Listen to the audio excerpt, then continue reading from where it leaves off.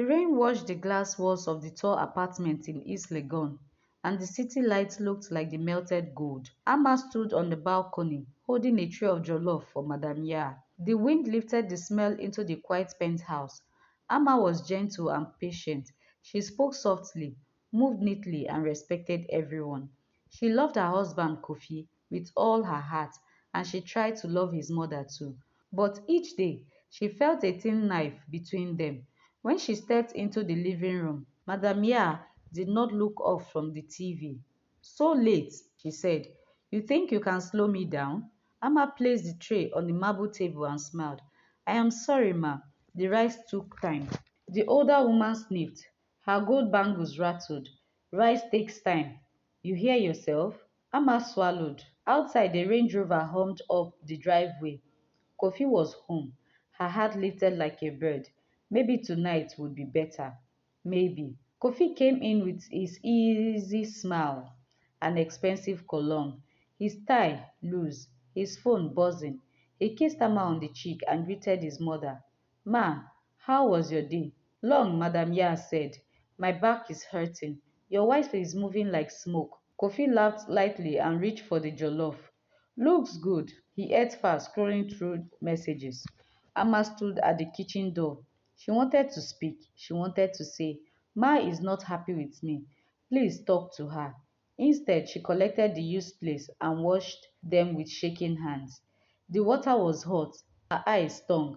In the mirror above the sink, she saw herself, tired but hopeful. She told herself it is love. Love will soften her. Love will teach Kofi to see. The next morning, the sun spilled over airport residential area and the air felt new. Amma placed fresh flowers in a tall vase, white lilies, simple and pure. She planned a small breakfast, eggs, toast, fruit. She placed a note beside Kofi's plate, praying for your meetings. You will do well. When she carried the tray to Ma's room, she knocked gently. Come in, came a cold voice. The room smelled of perfume and new clothes. The wardrobe doors were open. Bright kente and rich lace hung like flags. Good morning, Ma, Amma said. I brought breakfast. Leave it, Ma said, and opened the window. It is stuffy. Amma obeyed. As she turned, Ma added, and stop spending my son's money on flowers. We are not running a hotel. Amma paused. The flowers were cheap, Ma. I wanted the house to feel warm. Warm? Ma scoffed. You want to make him forget the warmth of his mother? The words struck like small stones. Amma bowed her head, nodded, and left. At the office in cantonments, Kofi faced a glass wall boardroom with six investors and a lawyer who spoke like a fast drum. He was good at business. He was calm, clever, and charming. But at home, he avoided storms. When his phone vibrated with a message from Amma, hope meeting is smooth. He smiled and slipped the phone back. After the meeting, his friends Kojo clapped him on the shoulder. You won again, Kofi. Drinks at Sky Bar tonight? Kofi nodded. Quick one, I need to get home. Kojo raised a brow. How is Ma settling with Amma? Kofi shrugged. They'll be fine. Will they? Kojo said softly. You know Ma wants all your attention. Kofi laughed it off. They will be fine, he repeated, but his eyes drifted towards the window, as if the city might answer for him. By evening, the house glowed with warm light. Amma had made light soup with tilapia, the way Kofi liked it. She wore a simple blue dress and small gold studs. She looked like a calm river. When Kofi walked in, she ran to meet him with a bright smile. How was it? We closed, he said, hugging her. I knew it, she whispered. I made your soup. You're such a sweetheart, he said, and his voice held pride. They sat at the table, and for a moment it felt like a picture of peace. Then Ma entered. She wore a strong perfume and a tight smile. I hope the soup is not hot, she said, sitting without asking. Amma served her, hands steady. Ma tasted and set the spoon down. Too peppery. Amma blinked. Oh, I can add more stock. If you knew my son, Ma said, you would not guess. Kofi cleared his throat. It's fine, Ma. She turned to him. Fine for you, not for me. Amma's cheek burned. She whispered, I will fix it, and hurried to the kitchen. Behind her, the older woman's voice flowed like oil over ice. The house was peaceful before you married. The next week, small things became big things. A towel left on a chair was a war. Shoes near the entrance were a scandal. A phone call from Ama's mother became too many village stories in the high class home. Amma apologized often. She cleaned before the housekeeper came. She prayed at dawn, whispering, Lord, help me love. One afternoon, she placed a fresh glass of zobo on Ma's side table. As she turned to go, Ma said, Sit. Amma sat at the edge of the sofa. You respect me, yes? Ma asked. Yes, ma. Then leave my son's mind alone. He has a vision. He is a lion. Do not soften him with these soft hands and soft words. Amma's throat closed. I only want him to do well, ma. Then stop wanting. Do. Wake before him. Sleep after him. Do not smile at him too much. Men lose focus when women smile too much. Amma nodded. Yes, ma. And do not speak of your dreams. You are here to serve his. Amma looked down at her fingers. She thought of her small baking course she wanted to apply for. She thought of cinnamon and yeast and warm bread.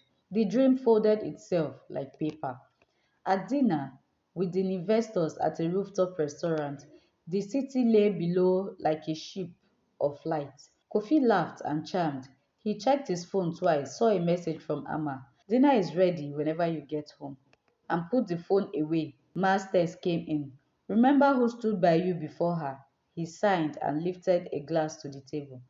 To growth, he toasted. Kojo watched him with careful eyes. Later in the car, Kojo said, Bro, I know you love your mother, but Amma is not the enemy. Kofi switched on the radio. It's complicated. Complicated becomes simple when you let it sit, Kojo said. It turns to stone, and stones are hard to move. Kofi drove through quiet streets, past tall gates and neat hedges, feeling the truth sit heavy in his chest. At home, Amma waited with a covered dish. The soup had become stew. The stew had become a quiet apology on a plate. When Kofi arrived with a smell of night air on his shirt, he found her dozing on the couch. He touched her hair. I am sorry I'm late.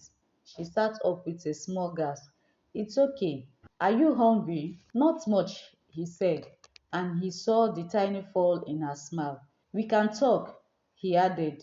She lit up again. Yes, she spoke about new curtains, a small shelf near the entry, a weekend visit to her mother.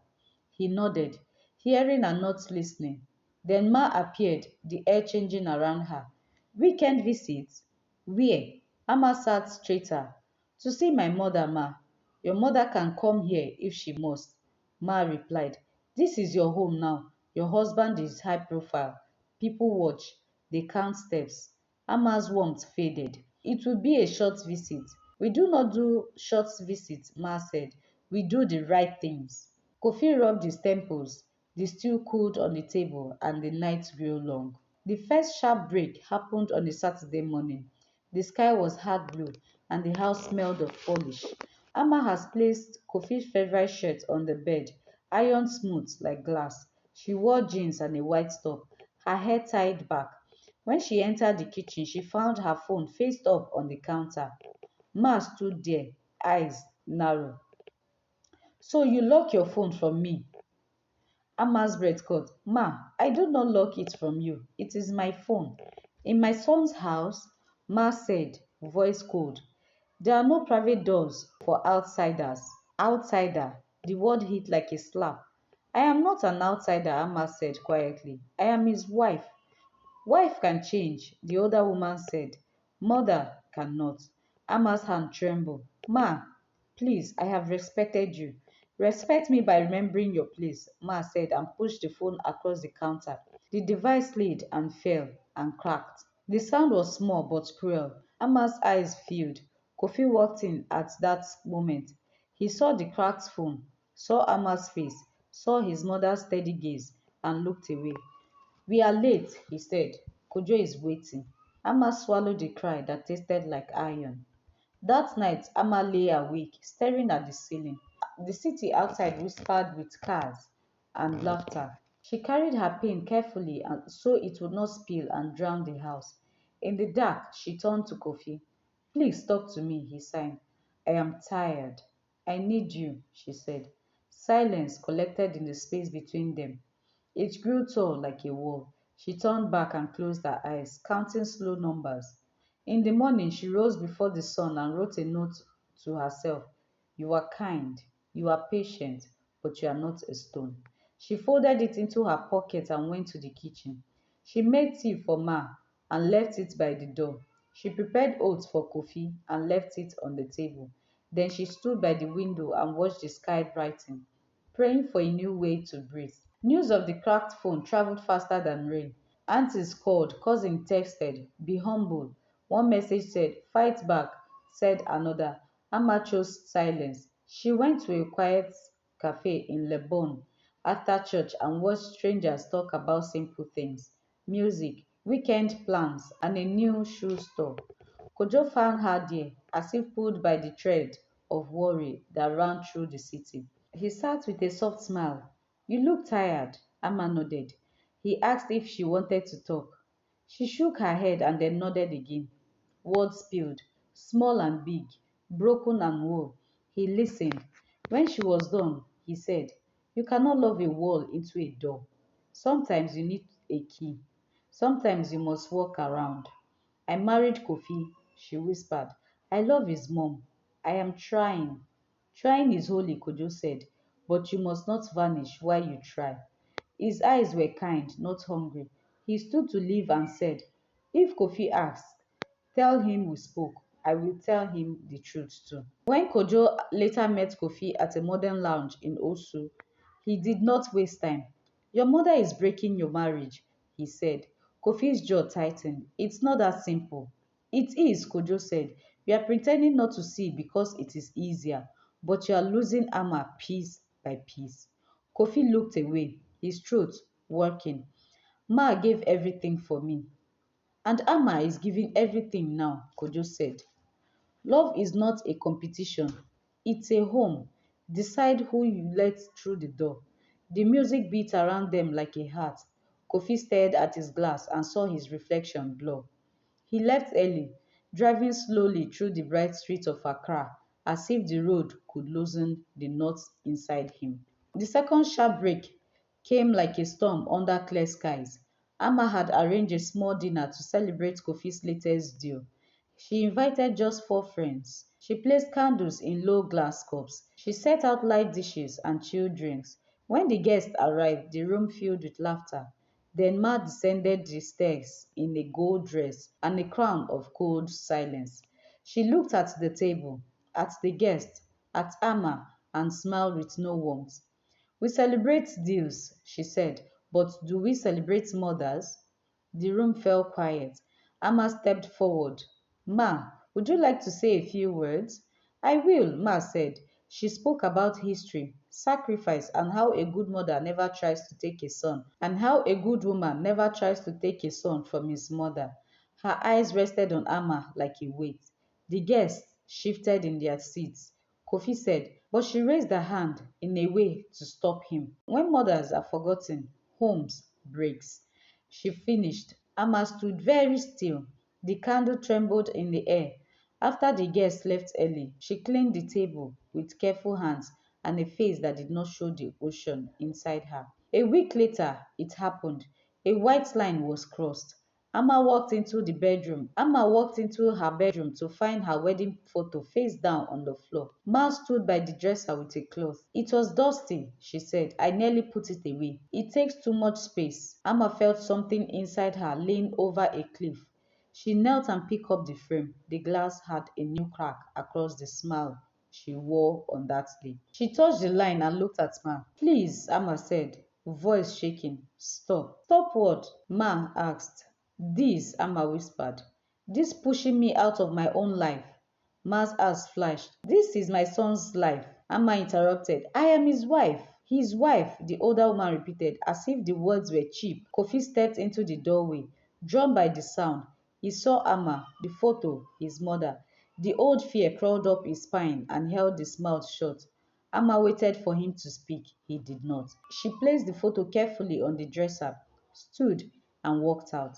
She did not pack a bag. She did not slam a door. She left like a soft wind leaving a room, and the house felt colder because of it.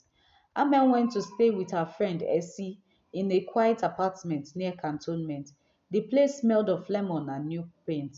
Essie cooked light food and listened without judging. Rest, she said. Amma tried. She slept, woke, cried, prayed, and wrote. She wrote letters she would not send, poems she did not understand, and lists of things that made her feel like herself. Warm bread, clean water, morning light, rain on glass, a respectful voice, and a hand that holds. Meanwhile, the city did not pause. It glittered and moved. News reached Kofi in waves. He sat in the empty house, hearing the mother's footsteps, smelling Amma's skin on the pillow, feeling the shape of his choices like stones in his pocket. He went to work and forgot documents. He stared at screens and saw the cracked photo. When Kojo entered his office, Kofi's eyes were red. I messed up, he said. The word tasted like salt. Kojo did not say, I told you. He sat and waited. Kofi spoke in pieces, then in whole sentences. He confessed his fear of confronting the woman who raised him, his stupid hope that time would make peace without him acting, his shame. I let Amma walk out, he said. I watched it happen. Kojo leaned forward. What will you do now? The question felt like a door with a hard key. Kofi stood, suddenly restless. He grabbed his car keys. First, I will find her.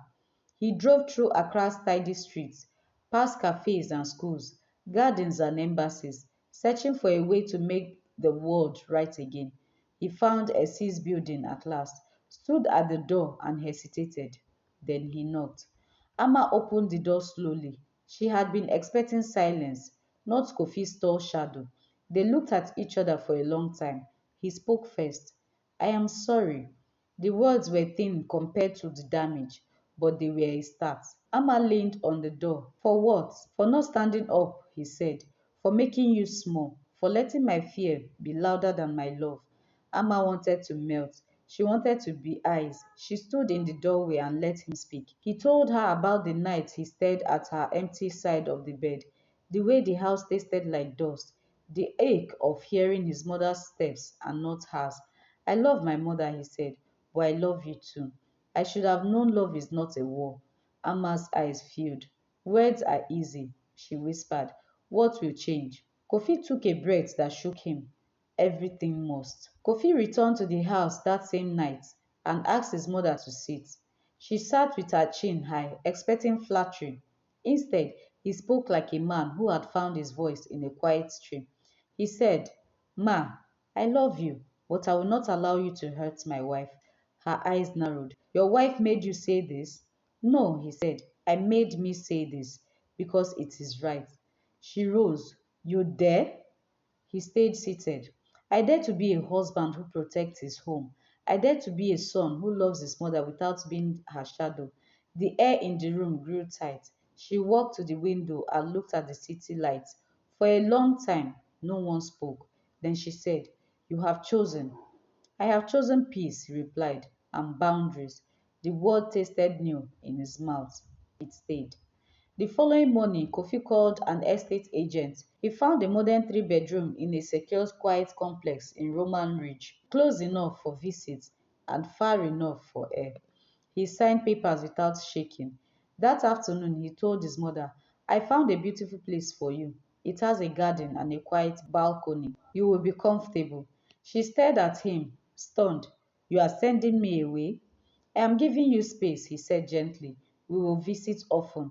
I will care for you always, but Amma must feel safe in her own home.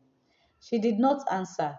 Tears gathered but did not fall. Pride held them back like strong hands. She turned away so he would not see it. Kofi went back to Essie's place that evening with a plan. He did not raise his voice. He did not demand. He asked, Come and see your home with me. He said, If you do not want to come back now, I will wait.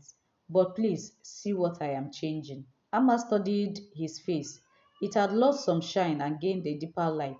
She nodded slowly. They drove together through the night city, its edges soft and forgiving. At the house, the air felt different. The flowers on the console were gone. In their place was a small note, "Welcome home, Amma," written in Kofi's careful hand. He showed her the room the mother had stayed. Photos hung, plants potted, a fresh white duvet. "I want peace," he said. "Real peace, not silent suffering." Amma stepped through the rooms, touching the backs of the chairs, the corners of the tables, as if blessing each one. She walked into their bedroom and found the wedding photo fixed. The crack was gone. Kofi had replaced the glass. He had placed a small card beside it. "I choose us." Something opened inside her, a small door she had closed to survive. "I am afraid," she said. "Me too," he confessed, "but I will not be silent again." She took a breath and let it fill her. "Then we try." In the week that followed, the city felt like a new song. Kofi moved his mother into the new place with respect and care. He hired a gentle helper to assist her. He visited daily at first, then every 2 days, then with a rhythm that felt healthy. At home, he and Amma cooked together. They argued and learned to argue gently.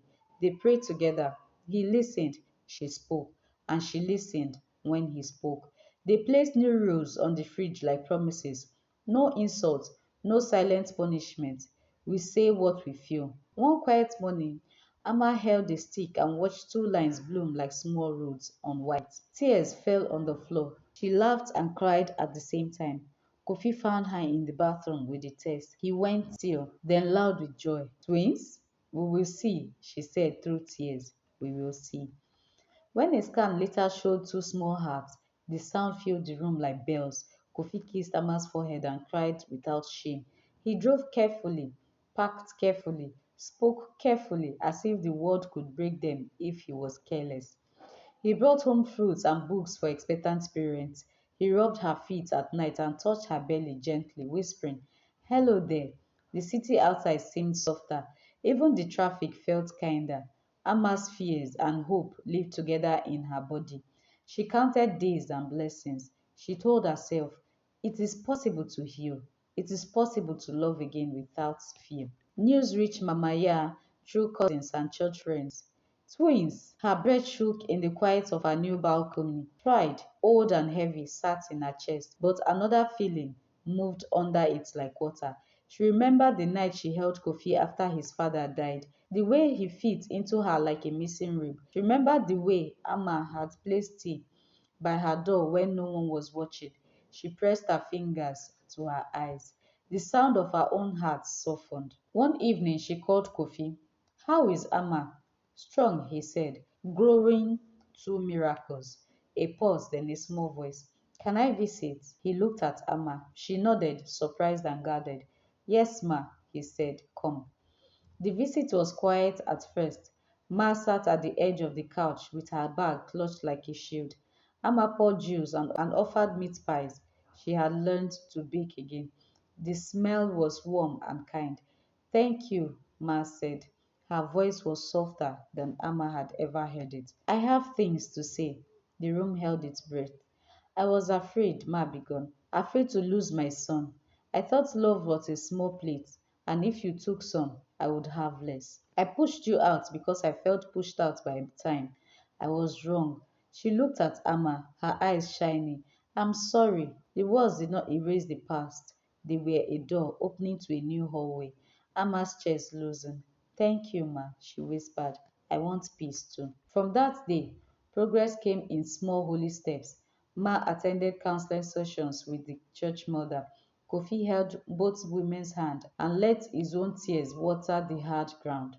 Amma set honest boundaries with respect. Visits planned, calls at kind hours, no sharp words. Ma tried. Sometimes she failed. Sometimes she retreated into old pride and returned with new humility. She brought soup when Amma was tired. She knitted small socks that made her smile at herself. When the twins finally arrived on a bright morning at a private clinic near Ridge, the world held its breath again. Two cries rose like twin birds, and everyone in the room cried with them. Kofi kissed Amma's hair and whispered, "You are my miracle." Ma stood at the door at first, shaking, then stepped in and touched the babies with trembling hands. "Welcome," she said to them, "to Amma." To this new life she had nearly broken with. To this new life she had nearly broken and now wished to build. She looked at Amma and said again, stronger, I am sorry. Amma took her hand. Let us learn together. Days turned into weeks. The house burst into small clothes and big love. There were sleepless nights and hungry mornings, quiet naps and louder laughter. Kofi walked and returned quickly. He wore a carrier with a baby inside and walked the hallway like a proud, gentle lion. Amma learned the language of the twins. One liked to be held standing, the other wanted to be sung to softly. Ma visited and left when it was time. She told stories of Kofi as a baby and watched Amma listen with a smile that did not hide pain anymore, but did not center it either. Peace was not a straight road. It bent and rose and sometimes sank, but they walked it, feet steady, heart learning. One Sunday after church, they returned to a quiet house. The city shone behind the curtains. Amma placed the twins in their cot and turned to find Kofi and Ma waiting in the hallway with small smiles. We thought, Kofi said, that we could take a picture. All of us. Amma nodded. Ma nodded. They stood together, the new and the old, the broke and the mended, and the camera caught them in a frame that would one day crack and be repaired again, as life does. The flash blinked. The twins made a soft sound, like a small promise. In the evenings, when the city hummed like a distant drum, Amma sometimes stepped into the balcony with one of the twins in her arm, rocking gently. She would think of the day she left and the day she returned. She would think of the words that saved her marriage. I will not be silent again. She would think of the words that healed the house. I am sorry. Behind her, Kofi would come with the other twin and stand close enough that their shoulders touched. Inside, on the console, a small card still lay beside the fixed wedding photo. I choose us. The choice was not a single day, it was a daily bread. And somewhere across town, in a quiet apartment with potted plants and a white duvet, a mother learned to let love be wide. She learned to be needed and not to control, to be honored and not to demand, to be present and not to swallow the room. She found that when she let go, love did not leave. It returned with grandchildren in its arm. She sat on her balcony at sunset and whispered to the sky, thank you for not letting me lose them. The story of these three hearts, one old, one steady, one gentle, did not end. It turned into a road with new corners. There will be family gatherings where someone said the wrong thing and someone else chose the right reply. There will be twins who crawled, then walked, then ran, carrying both names and lessons. There will be days of rain on glass and nights of soft singing. There will be apologies and forgiveness, boundaries and hugs. In the high, bright city, under gold lights and blue skies, a home kept choosing itself again and again, learning that love is not a small plate, but a long table where everyone can eat if they come with open hands. And this is the end of today's story. But remember, every tale carries its hidden wisdom, a seed of truth planted deep within our hearts. If this story touched you, made you laugh, or opened your eyes, then don't let it stop here. There are many more tales waiting to be told, full of mystery, laughter, lessons, and suspense from the heart of Africa. Make sure to hit that subscribe button and turn on the notification bell so you will never miss the next story. And if you enjoyed this one, drop a comment below. Share your thoughts, your laughter, or the lesson you are taking with you today. Until we meet again in the next story, stay curious, stay inspired, and let the spirit of our stories keep your heart alive. Subscribe now and become part of this growing family of storytellers.